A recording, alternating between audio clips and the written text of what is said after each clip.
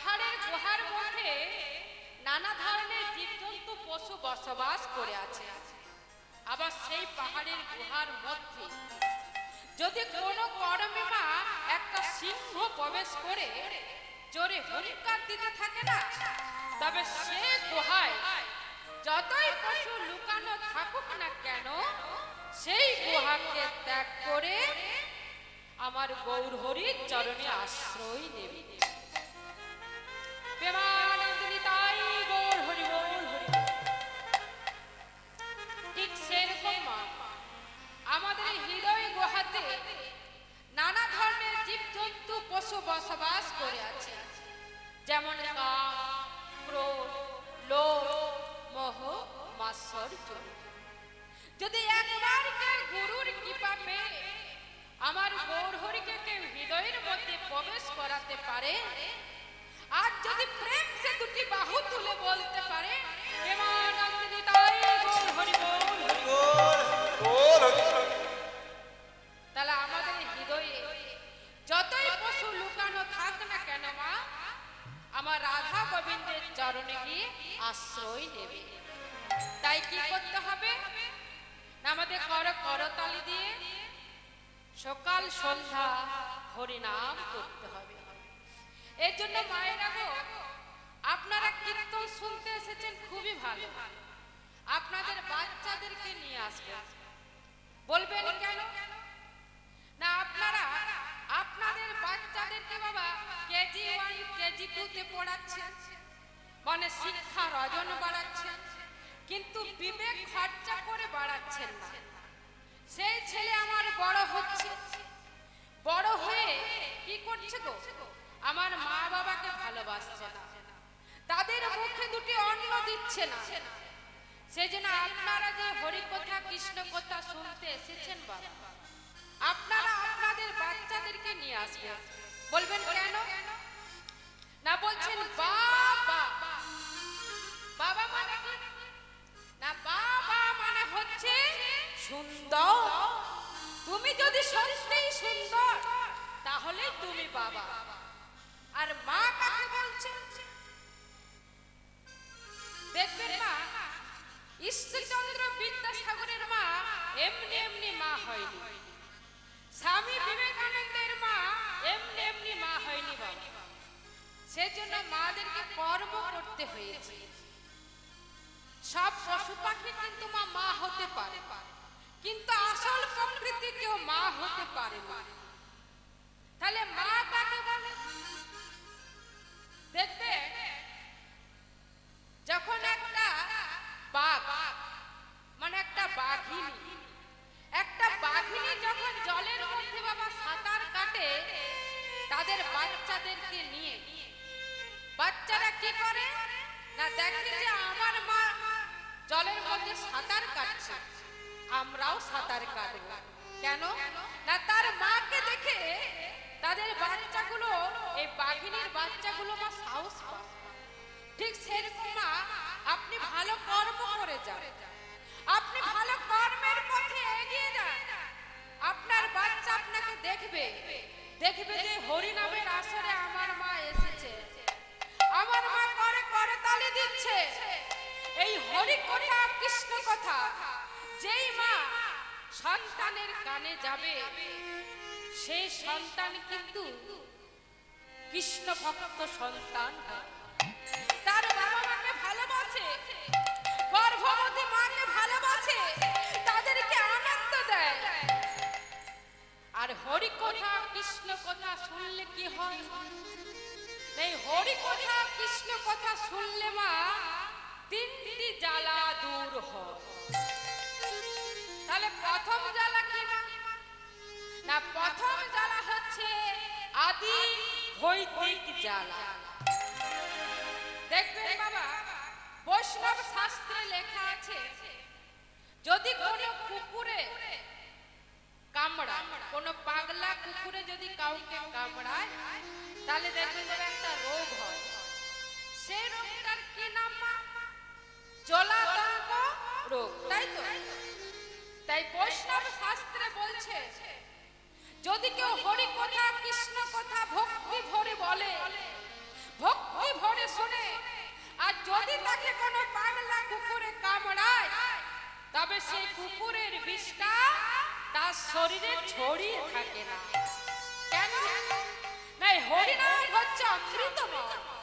এই অমৃতময় যে যত পান করবে মা, তার শরীর তত অমৃতময় হয়ে যাবে। তাহলে দ্বিতীয় জ্বালা কি না? দ্বিতীয় জ্বালা হচ্ছে আদি দৈবিক জ্বালা। সে আদি দৈবিক জ্বালা কি বাবা? আচ্ছা বাবা আপনারাই বলুন, আপনি রাস্তার মধ্যে যাচ্ছেন, ও মায়ের একটু মন দিয়ে শুনবেন গো। আপনারা রাস্তার মধ্যে যাচ্ছেন, প্রচুর ঝড় বৃষ্টি হচ্ছে, আপনারা কোন ভগবানের নাম করবেন গো? কার নাম করবেন? রাম রাম বলো না। যখন আকাশে প্রচুর বজ্রপাত হয় আমরা কি বলি গো? রাম রাম রাম রাম বলি কি না?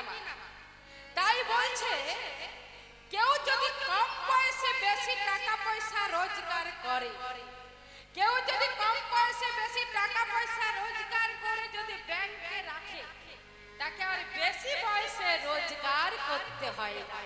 কেন না? তাকে সুদে মূলে বসে বসে খেতে হয়। ঠিক সেরকম বাবা, যদি কেউ কম বয়সে হরি কথা কৃষ্ণ কথা শ্রবণ করে, হরি কথা কৃষ্ণ কথা বলে, যখন তার বয়স হয়, হাঁটুতে ব্যথা হয়, চোখে দেখতে পায় না, হাজার হাজার যেখানে সেখানে বজ্রপাত হবে, কিন্তু ভক্তের মাথায় কোনদিনও বজ্রপাত হবে না। প্রেমানন্দিনী তাই গৌর হরি বল। আর কি বলছে? আদি আধ্যাত্মিক জ্বালা। ধরুন আপনি সংসারে অনেক পরিশ্রম করছে, মানে খাটতি করছে, আপনাকে দেখবেন যদি আপনার শরীরে একটা কিছু রোগ হয়ে যায়, বাড়ির লোক কি করবে গো? 2 দিন 3 দিন 4 দিন সেবা করবে, 5 দিনের বেলায় সবাই বলবে এবার গেলেই বাঁচা যায়। এটা হচ্ছে মা আধ্যাত্মিক জ্বালা। কারণ এই সংসার শুধু নিতে জানে, কেউ কিন্তু দিতে জানে না। আবার দেখবেন বাবা, যদি ছেলে রোজগার করে, মানে চাকরি করে বা কেউ ব্যবসা করে, আচ্ছা বাবা আপনারা বলুন, ছেলে যদি রোজগার করে প্রথমে টাকাটা কার হাতে দেয় গো? কার হাতে দেয়? বইয়ের হাতে না বাবা মায়ের হাতে? সত্যি কথা বলবে, কার হাতে দেয় বাবা? বইয়ের হাতে। বাহ, তার মানে এইদিকে যা আমাদের ওই দিকে তা।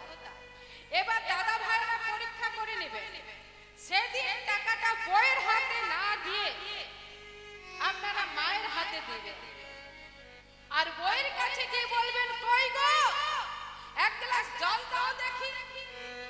সে বউ তখন কি বলবে জানেন? সে বউ বলবে টাকাটা তো বেশ মায়ের হাতে দিলে, দাও না, যাও বইয়ের কাছে যাও, মায়ের কাছে জল খুঁজে নিয়ে এসো। বউ তখন সেই কথাটাই বলবে। তাহলে দেখুন মা, এই সংসার শুধু নিতেই জানে, কিন্তু দিতে কেউ জানে না।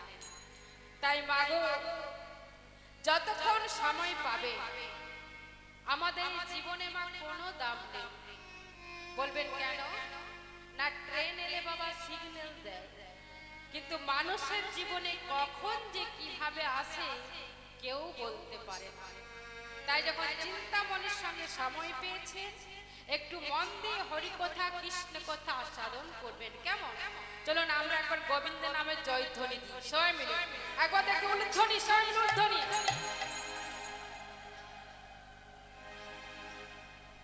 জয় গোপাল জয় গোপাল কৃষ্ণ কানাইয়া সুন্দর নবঘন জয় গোপাল কৃষ্ণ কানাইয়া সুন্দর নবঘন জয় গোপাল কৃষ্ণ কানাইয়া সুন্দর নবঘন গোপাল কৃষ্ণ কানাইয়া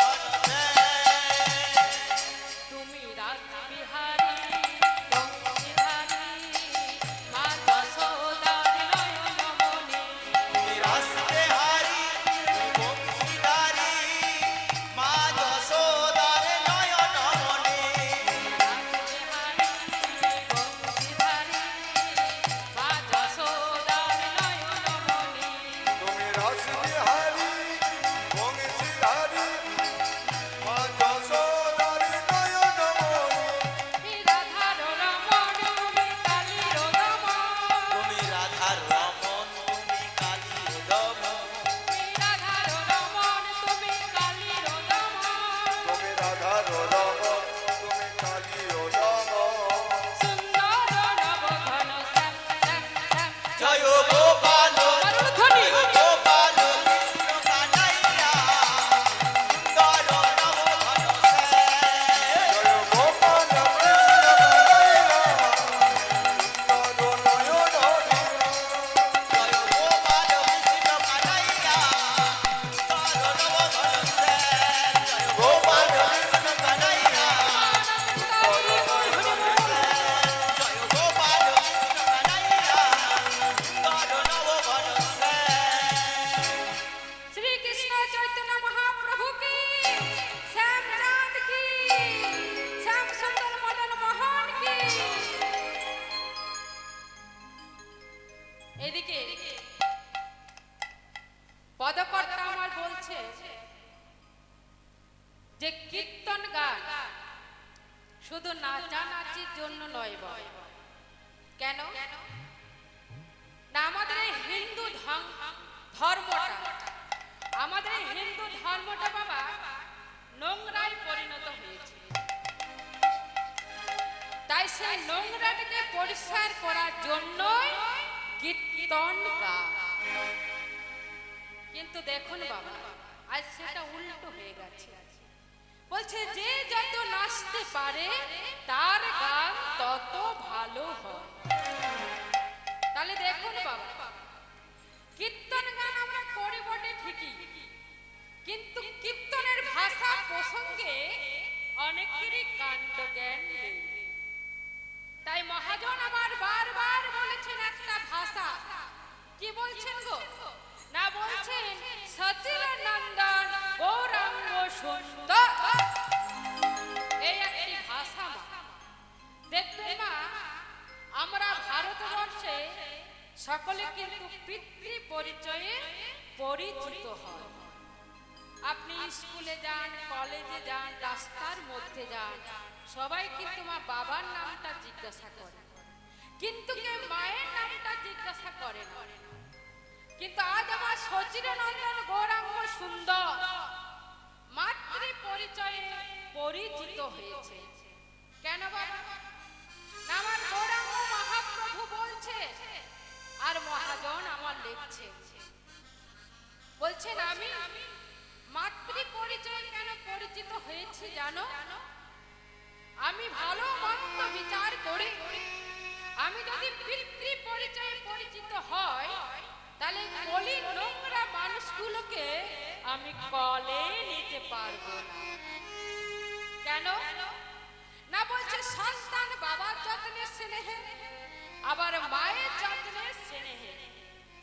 কিন্তু দেখবেন বাবা, সন্তান যখন গায়ে নোংরা লাগিয়ে এসে ছুটতে ছুটতে গিয়ে মায়ের কাছে গিয়ে বলে, ও মা, মা আমায় বলে না, মা তখন সেই সন্তানকে কলে নেয়। কিন্তু সেই সন্তান যখন গায়ে ময়লা লাগিয়ে ছুটতে ছুটতে গিয়ে বাবার কাছে গিয়ে বলে, ও বাবা, বাবা আমায় কলে না, সেই বাবা কিন্তু সেই ছেলেকে কলে না তুলে দূর করে তাড়িয়ে দেয়, যা যা মায়ের কাছে যা। আর মা সে সময় ভাত খেতে বসেছে, মা আমার সেই ভাতগুলো রেখে বাৎসল্যে পেটে বুকে টেনে নিয়ে তার ময়লাগুলো ধুয়ে মুছে পরিষ্কার করে দেয়, ভালো জামা কাপড় পরিয়ে দেয়, কপালে কাজলের টিপ লাগিয়ে দেয়। যখন মা পরিষ্কার করলো, বাবা তখন কি করে গো, সেই ছেলেকে মোটর সাইকেলে চাপিয়ে ঘুরিয়ে নিয়ে বেড়ায়। তাহলে বলুন মা, পরিষ্কার করলো কে গো? পরিষ্কার কি করলো মা? মা। আর ঘুরিয়ে শাক পিটালো তার বাবা। তাই আজ আমার গৌরাঙ্গ মহাপ্রভু বলছে, কলির মানুষ বড়ই মূর্খ।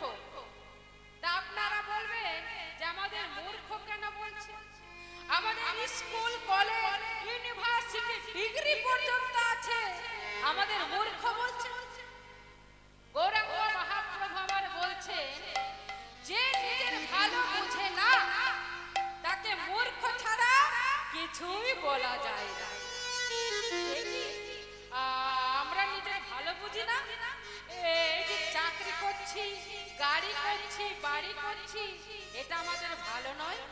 বলছে না না, এটা তোমাদের ভালো নয়। এই যে তোমরা চাকরি করছো, গাড়ি করছো, বাড়ি করছো, এটা কাদের ভালো জানো? যেদিন তুমি থাকবে না তখন ভোগ করবে কে? তোমার ছেলে। আর যদি ছেলে না থাকে তাহলে আত্মীয় স্বজন। তাহলে তোমার ভালো হলো না। তাহলে তোমার ভালো হলো কিসে? যেদিন তোমার এই পরাত্মা গোবিন্দের চরণের দিকে ধাবিত হবে, সেদিন তোমাদের মঙ্গল হবে। এবার তাই গৌর হরি বল।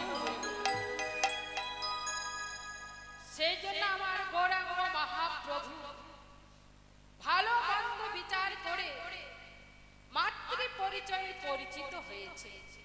কেন না বলছে? মা যেমন সন্তানকে বাৎসল্য প্রেমে বুকে টেনে নিয়ে ময়লাগুলো ধুয়ে মুছে পরিষ্কার করে দেয়, ঠিক সেরকম আমি এই কলির নোংরা মানুষগুলোকে বাৎসল্য প্রেমে বুকে টেনে নিয়ে হরি নামামৃত জল দিয়ে আর কৃষ্ণ নামে তিলক লাগিয়ে দিয়ে নিতাই গৌর হরি বল হরি বল বলে গোবিন্দের চরণে অর্পণ করব। সেজন্য আজ গৌরাঙ্গ মহাপ্রভু শ্রীরাম নবদ্বীপ অবতীর্ণ হয়েছে। আর কে এসেছেন গো? আমার প্রভু নিত্যানন্দ। কেন না কলের জীবকে উদ্ধার করার জন্য আর শিক্ষা দেওয়ার জন্য। আমার গৌরাঙ্গ মহাপ্রভু শ্রীরাম নবদ্বীপে এসেছেন মা কলের জীবকে শিক্ষা দেওয়ার জন্য আর চেতনা দেওয়ার জন্য। বলছে মানুষ হয়ে জন্মালে মানুষ হওয়া যায় না, মানুষ হয়ে আসবে যেদিন জ্ঞানের চেতনা। দেখবেন বাবা, ভারতবর্ষে অনেক মানুষ আছে যারা আপনাদের মতো এত কষ্ট করে হরি কথা কৃষ্ণ কথা সাধন করবে। তাহলে তাদের সঙ্গে আপনাদের পার্থক্য আছে। আবার কিছু মনে করবেন না বাবা, এই ভারতবর্ষে অনেক লোক আছে যারা অপরের ক্ষতি করার চেষ্টা করে। মানে কি করে ক্ষতি হবে? তাহলে তাদের সঙ্গে আপনাদের ডিফারেন্স আছে। আর সেই জন্য গৌরাঙ্গ মহাপ্রভু শ্রীরাম নবদ্বীপ অবতীর্ণ হলে আর প্রতি জীবের দ্বারে দ্বারে বলছে বলো রে বদনে মারুলধ্বনি,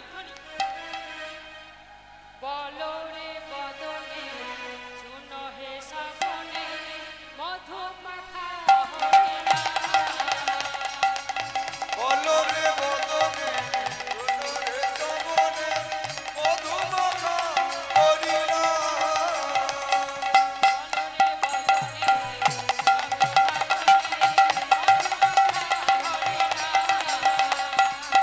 বলো রে বদনে শুনো রে শ্রাবণে মধু মাখা হরিনাম।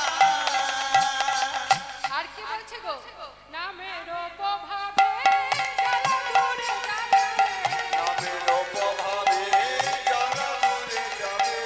নামের প্রভাবে জ্বালা দূরে যাবে, নামের প্রভাবে জ্বালা দূরে যাবে। শশী বলো বলো রে বদনে শুনো হে শ্রাবণে মধু মাখা হরিনাম। আর বলো রে বদনে শুনো রে শ্রাবণে মধু মাখা হরিনাম।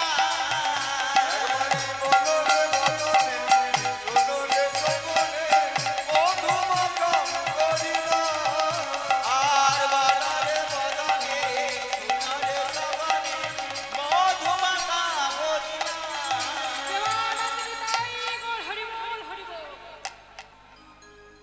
এইভাবে বাবা নাম বিলাচ্ছে।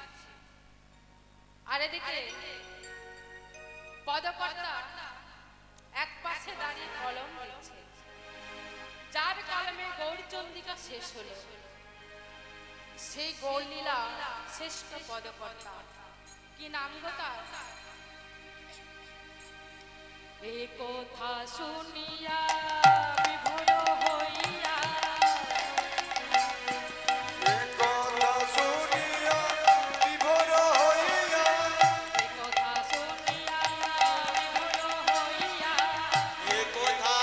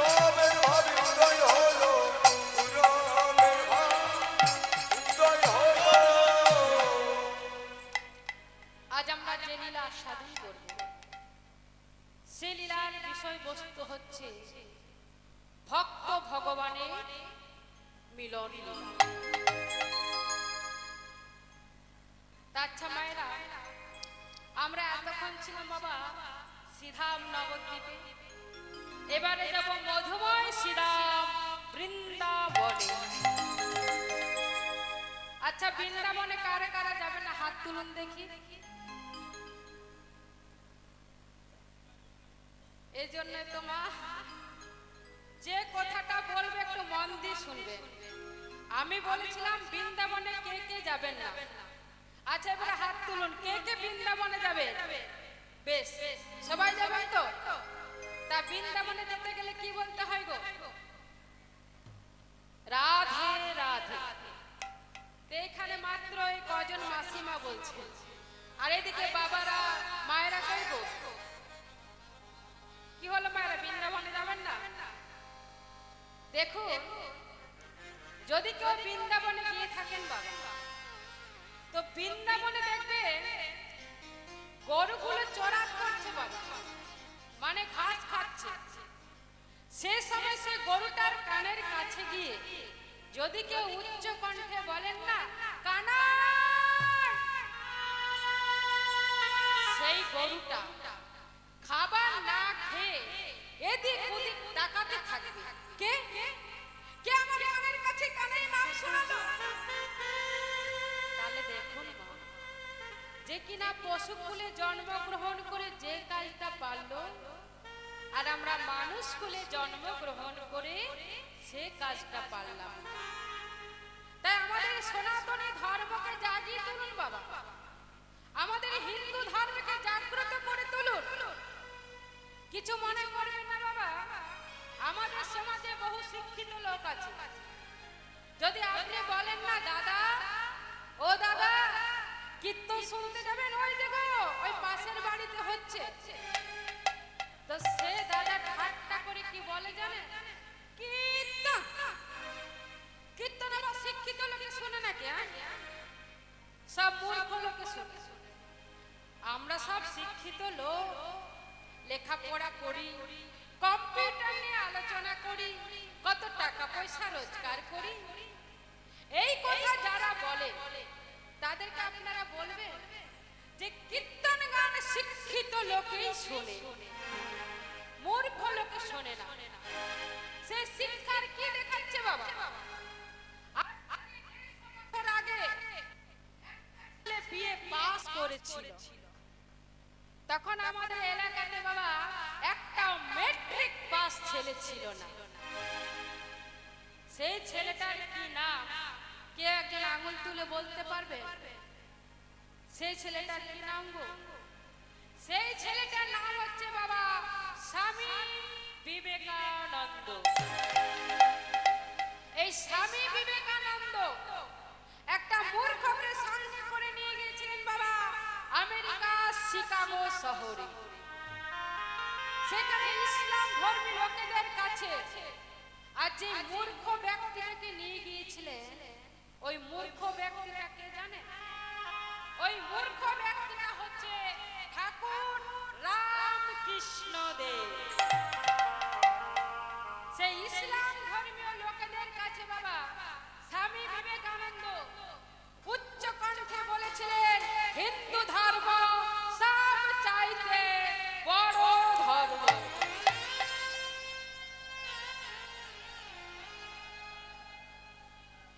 তখন সেই ইসলাম ধর্মীয় লোকেরা স্বামী বিবেকানন্দকে বলেছিল, এই ছেলে এইটুকু বয়সে হিন্দু ধর্মটাকে বড় করছি।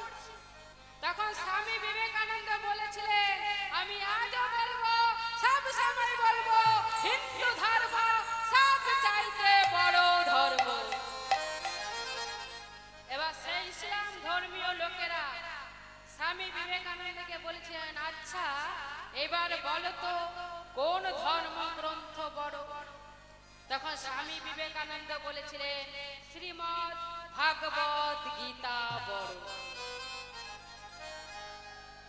প্রেমানন্দ নিতাই গৌর হরি বল। এবার সেই ইসলাম ধর্মীয় লোকেরা বাবা টেবিলের উপরে সব শাস্ত্রগুলো রেখেছে, আর টেবিলের নিচে শ্রীমদ্ ভাগবত গীতাকে রেখেছে। মানে স্বামী বিবেকানন্দকে মা দেখাতে চাইছে যে সব শাস্ত্র উপরে, আর আমাদের শ্রীমদ্ ভাগবত গীতা টেবিলের নিচে। তার মানে আমাদের ধর্মগ্রন্থটা হচ্ছে সবার নিচে। এবার ইসলাম ধর্মীয় লোকেরা স্বামী বিবেকানন্দকে ডেকে বলছে, আচ্ছা এইবার বলো তো কোন ধর্মগ্রন্থ পড়ো? তখন স্বামী বিবেকানন্দ বলেছিলেন, বিচার তো আপনারাই করে দিয়েছে। বলি তার মানে? সেটা বুঝলাম না। তবে শুনুন, এই যে সব শাস্ত্রগুলো টেবিলের উপরে আর আমাদের এই শ্রীমদ্ ভাগবত গীতা টেবিলের নিচে, আরে এই জগতে একমাত্র যে উপরের ভার বহন করতে পারে একমাত্র এই জগতে সেই হচ্ছে সবচেয়ে বড়। তাহলে দেখুন বাবা, গ্রাউন্ড ফ্লোর যদি ভালো না হয় 10 তলা বিল্ডিং করে কি হবে? এই জন্য বাবা স্বামী বিবেকানন্দ বলেছে, ইটের মধ্যে ইট দিয়ে সাজালে তাকে বলা হয় ইট। আর ইটের মাঝে দিয়ে যদি মশলা দেন, ইটের মাঝে যদি কেউ মশলা দেন তাহলে সেটাকে বলা হয় দেওয়া। সেরকম ভাবে এত এত ভক্ত এসেছে, কেউ বলছেন রাধে রাধে, আবার কেউ বলছেন না। তাহলে কি ভক্ত হওয়া যায় গো? তাই সবাইকে একসঙ্গে ভক্ত হতে হবে আর একসঙ্গে বলতে হবে রাধে রাধে। কি মায়েরা কাল থেকে রাধে রাধে বলবেন তো? বৌমা শাশুড়ি মাকে বলবেন রাধে রাধে, শাশুড়ি মা বৌমাকে বলবেন রাধে রাধে, বন্ধু বন্ধুকে বলবেন রাধে রাধে। আচ্ছা এবারে বলুন, কে কে বৃন্দাবনে গেছেন? একটা হাত তুলুন দেখি। বাহ, অনেকে গিয়েছেন দেখছি। তা বৃন্দাবনে গেলে দেখবেন প্রথমে মা আপনার কি রাধারানীর কৃপা পেয়েছেন গো? পাননি। কেন না? বৃন্দাবনে গেলে দেখবেন প্রথমে একটা মন্দির থাকে বাবা, সেই মন্দিরটার নাম হচ্ছে বাকে বিহারী লাল। তাহলে চলুন আমরা প্রথমে সেই বাকে বিহারী লালকে দর্শন করব, তারপর রাধারানীর কাছে যাব। কেমন? সবাই উলুধ্বনি দেবেন, করে করতালি দেবেন। সাবেরি সাবেরি সুরাত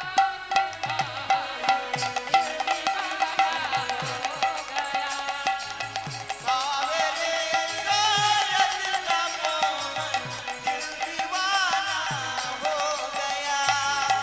साबेरी सूरत मोहन दिल दीवाना हो गया।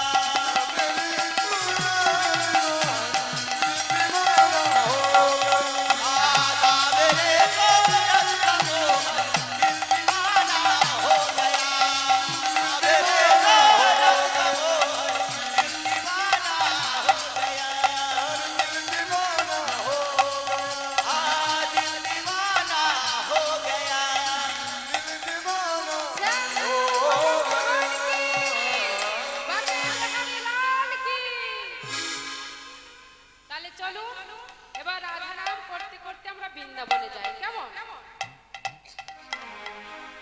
মায়েরা রাধা নাম কেন করবো গো? যদি আপনারা একটা আলমারি কিনতে যান দোকানে, তা আলমারিটা কিভাবে এমনি এমনি দিয়ে দেবে? দেবে না। তাহলে কি দিতে হবে প্রথমে?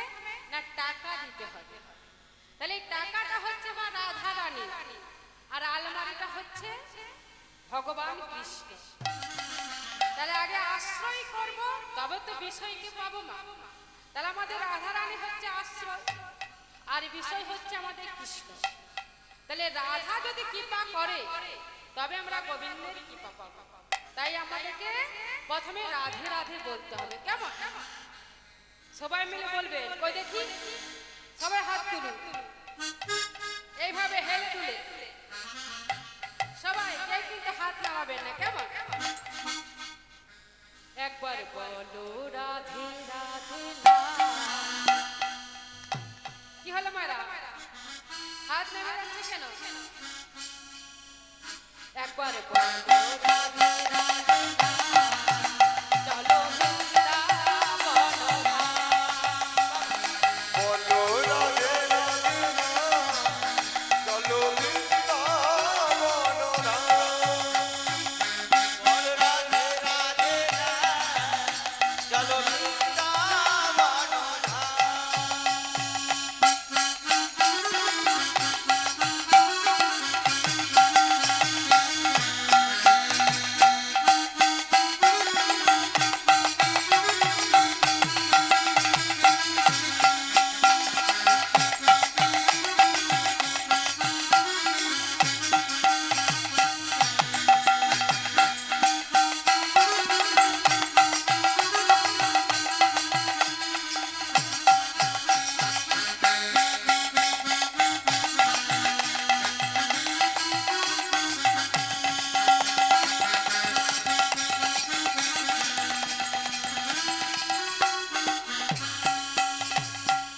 বৃন্দাবন কি যেতে থাকে বলে রাধা। আর বৃন্দাবন কেসে থাকি বলে রাধা না। বৃন্দাবন কি যেতে থাকে বলে রাধা। বৃন্দাবন কি গেছি গাকে বলে রাধা। একই সুরে গাইছে সবাই, গাইছে সবাই, একই সুরে গাইছে সবাই, একে সুরে গাইছে সবাই। বলে রাধা না। একবার বাবুধ্বনি। বলো রাধে রাধে না, চলো বৃন্দাবন ধাম। এবার বলো রাধে রাধে না, চলো বৃন্দাবন ধাম।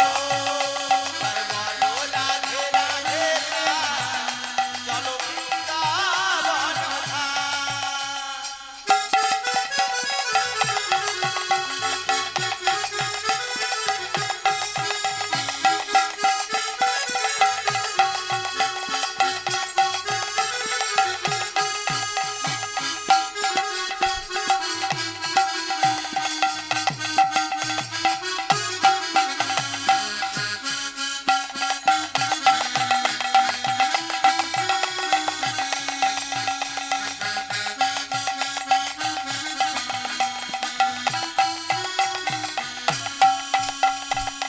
বিজয় জীবন বলতে দেখো যত নরনারী। বাজে গায় উল্টে দেখো তবে রাধা রানী। বিজয় জীবন বলতে দেখো যত নরনারী। বিজয় জীবন বলছে দেখো অত রাধা রানী। বৃন্দাবনে পাখি রাধা, বৃন্দাবনে পাখি রাধা, বলে রাধা না।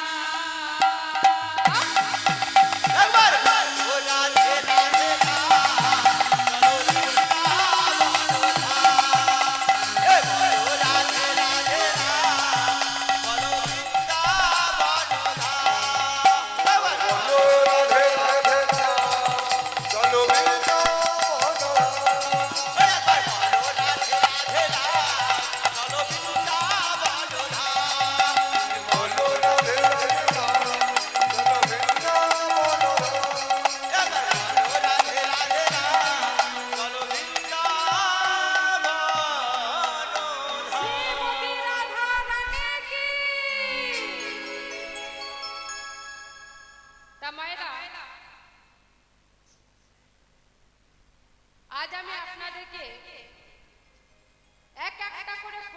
করব বাবা, আর আপনারা উত্তর দিয়ে যাবেন, কেমন?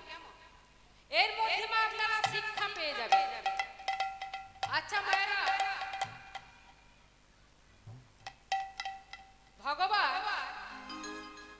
আচ্ছা কালীয় নাগের পাটা মাথা ছিল, কালী নাগের পাটা মাথা ছিল ও মায়েরা কটা? 10টা, 5টা। বেশ, আপনারা কোন শাস্ত্রে পড়েছেন আমি জানি না, তবে কালীয় নাগের মা 100টা মুখ ছিল, আরো ছোট ছোট মুখ ছিল যেগুলো মা উল্লেখ করা হয়। এবার বাবারা বলুন, একজন রিকশার উপরে বসে আছে আর একজন রিকশা টানছে, কে ভাগ্যবান বলুন তোমার? যে রিকশা টানছে না যে রিকশার উপরে বসে আছে? কে ভাগ্যবান?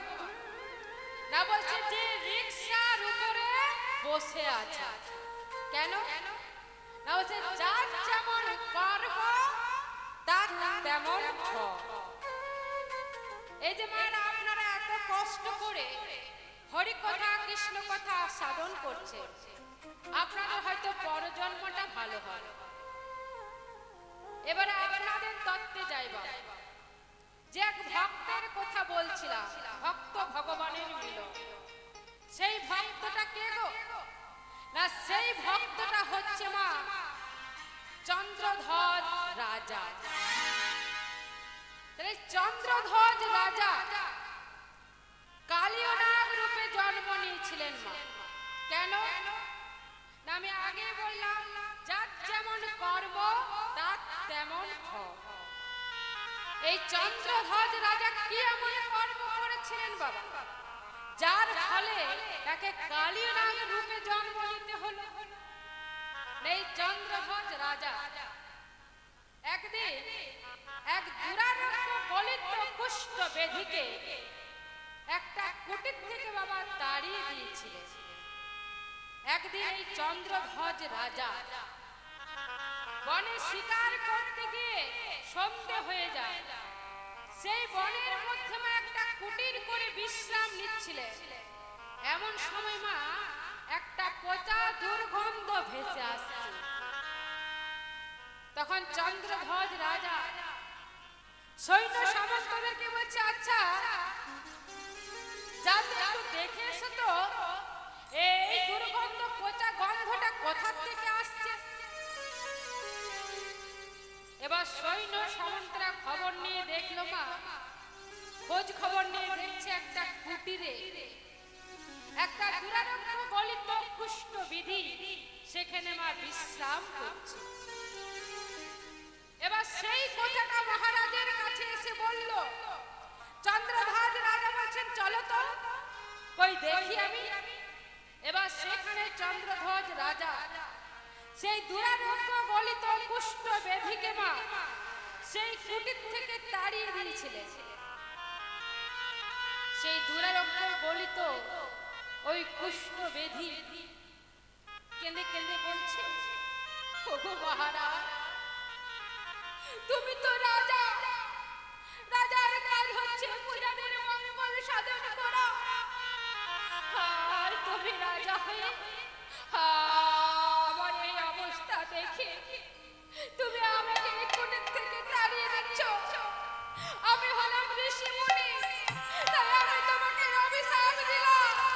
আমি যেমন এই রোগে কষ্ট পাচ্ছি, যন্ত্রণায় ছটফট করছি, তুমি একদিন আমার মতো এই রোগে যন্ত্রণায় ছটফট করবে। রাজা তো বাবা অহংকারে মত্ত হয়েছিল, তাই কথাটা আমার কানে তুলল না। এবার কিছুদিন যেতে না যেতে হঠাৎ একদিন ওই চন্দ্রধ্বজ রাজার পেটে ব্যথা, যন্ত্রণায় ছটফট করছে। কত কবিরাজ এলো, সেই রোগ সারাতে পারল না। এবার নারদ ঋষি এসে বলছে, নারদ ঋষি কবিরাজ সেজে এসে চন্দ্রধ্বজ রাজার কাছে এসে বলছে, মহারাজ আপনার এই রোগ ভালো হয়ে যাবে। আমি একটা উপায়ের কথা বলছি। বলো কি উপায়? আপনি যে বাড়িতে বাস করছেন ঠিক তার পূর্ব দিকে একটা সরোবর রয়েছে। সেখানে একটা রাজহাঁস বাস করে। সেই রাজহাঁসটাকে ধরে এনে যদি তাকে কেটে তার পিঠটাকে খেতে পারে তাহলে আপনার পেটের রোগ ভালো হয়ে যাবে। এবার মহারাজ আমার কি করলেন গো? লোক লাগিয়ে সেই রাজহাঁসটাকে মা ধরে আনলেন। এবার রাজহাঁসটাকে যেই বাবা কাটতে যাবে এমন সময় সে রাজহাঁস বলছে, হে মহারাজ, আমি হচ্ছি দিব্য রাজহাঁস, আমাকে কেটে আমার পিঠটাকে খেলে আপনার রোগ ভালো হবে না।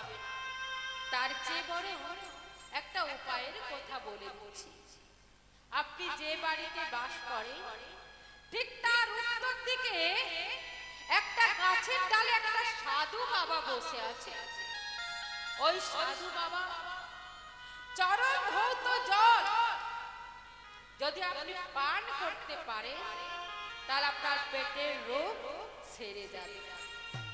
এবার চন্দ্রধ্বজ রাজা একটা সোনার পাত্র নিয়ে মা ছুটতে ছুটতে যাচ্ছে ওই সাধু বাবার কাছে।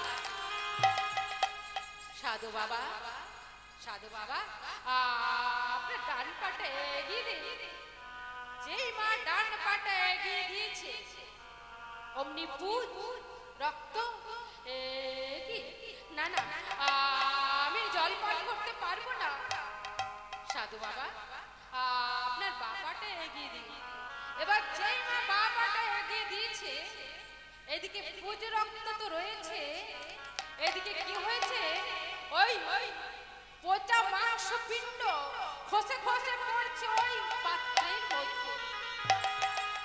সেটা দেখে মহারাজ বলছে, কি না না না, আমি জল পান করতে পারবো না। সেই মহারাজ কি করলেন, সেই চরণ ধৌত জল মস্তকে করে মা নিয়ে এসেছিলেন। সেই চন্দ্রধ্বজ রাজার বাবা দুটি স্ত্রী ছিল, খুবই সতী নারী। তারা বলছে, স্বামী ও স্বামী, এই জল তুমি পান করতে পারলে না, বেশ আমাদের দাও, আমরা পান করব। যেই চন্দ্রধ্বজ রাজা দুটি স্ত্রী মা সেই জল পান করতে যাবে এমন সময় সেই মুনিবর ধ্যানে বসেছিলেন। সেই জানতে পেরে ছুটতে ছুটতে এসে বলছে, মহারাজ,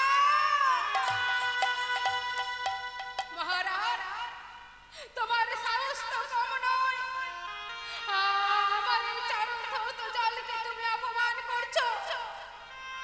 তাই আমি তোমায় অভিশাপ দিলাম, তুমি আমার সাথে ছলনা করেছো, তাই তোমার ক্ষয় জাতিতে জন্ম হবে, তুমি হবে কালীয় না। সেই চন্দ্রধ্বজ রাজা কালীনাগ রূপে জন্ম নিয়েছিলেন মা।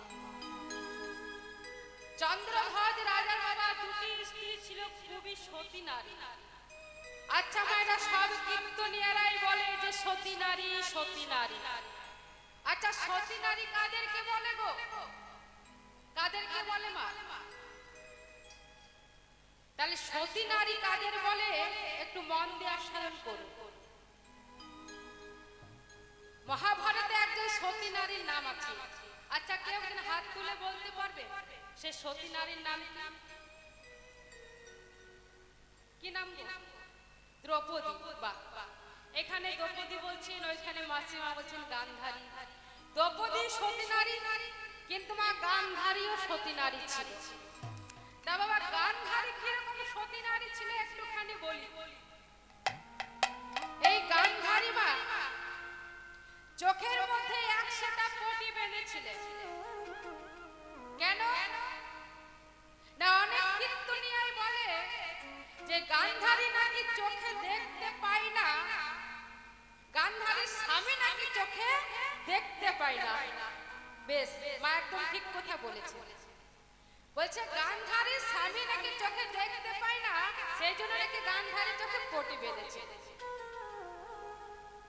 আমি আপনার কথাটা মেনে নিলাম মা, কিন্তু বাবা এবার আপনারাই বলুন, কোন মেয়ের স্বামী যদি খোড়া হয়, সে মেয়ে কি মা খড়িয়ে খড়িয়ে চলবে? কি মা চলবে? চলবে না। তাহলে গান্ধারী চোখের মধ্যে কেন পটে বেঁধে